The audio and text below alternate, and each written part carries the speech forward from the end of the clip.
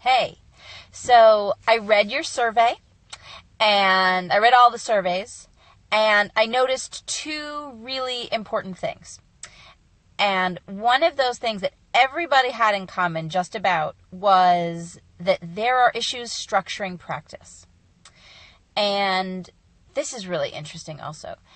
Almost everybody on the list, there was a list at the end of the survey, right, that said, what would you most like to learn about? And there's a list of like 7 or 8 things.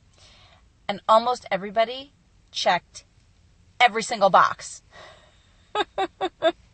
So, number 1, you're awesome. I'm so excited that we're going to be together on April 1st and we're going to get to really get deep into this mojo. And what I wanted to give you some quick things to work on between now and April 1st. So some stuff to play with and figure out what you like, and we can talk about it on April 1st and see what's working. So as you can see, I'm in my car. I've just dropped my kids off at chorus. Clark's at ballet. The other kids are at choir. And now I have sort of the only moments that I actually have to myself all day long. So prioritizing what to do and when to do it is really challenging these days. If you have multiple children, if you only have one child, if you have a job, if you're at home, these things are almost irrelevant because we're all overwhelmed. There's a lot to do, and it seems like there just aren't enough hours in the day.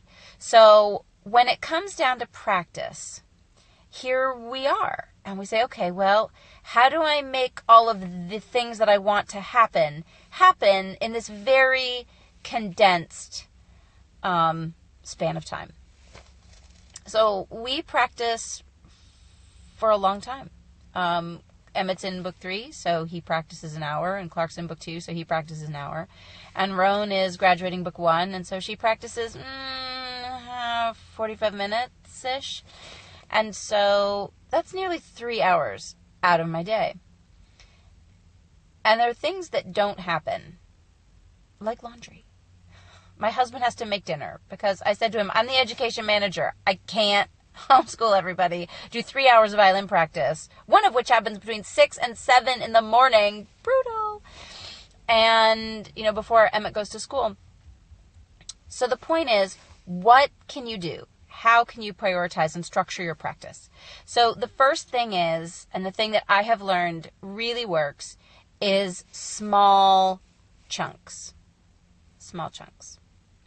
So instead of thinking, oh my gosh, I have to practice all these things, just get the instrument out of the case and say, we're going to practice one thing.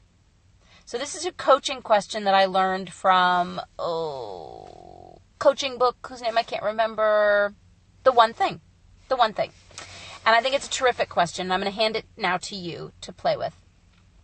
The author of that book suggested that you ask yourself this question. What's the one thing that I can do that will make everything else easier or unnecessary? I'll say that again. What's the one thing I can do that will make everything else easier or unnecessary? And I'm going to offer you that the idea of the one thing can be applied to your instrument practice. Okay? So go ahead and say to yourself and ask your practicer, right? Ask your kid, what's the one thing that we can do that will make all of this easier? Now, it might be review piece. It might be vibrato exercises. It might be learning to read music.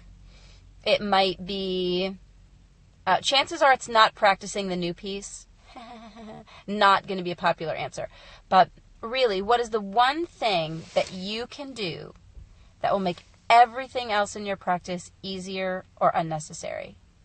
So practice twinkles and make sure that your bow hold is beautiful. Whatever it's going to be, pick something, one thing, and practice that. And if you only have time for a short practice, practice every day for 5 minutes. Practice that one thing. Try this from now till April 1st. And of course, if you have time and you have the luxury of a longer practice period and being able to do everything that your teacher asked you to do that by all means.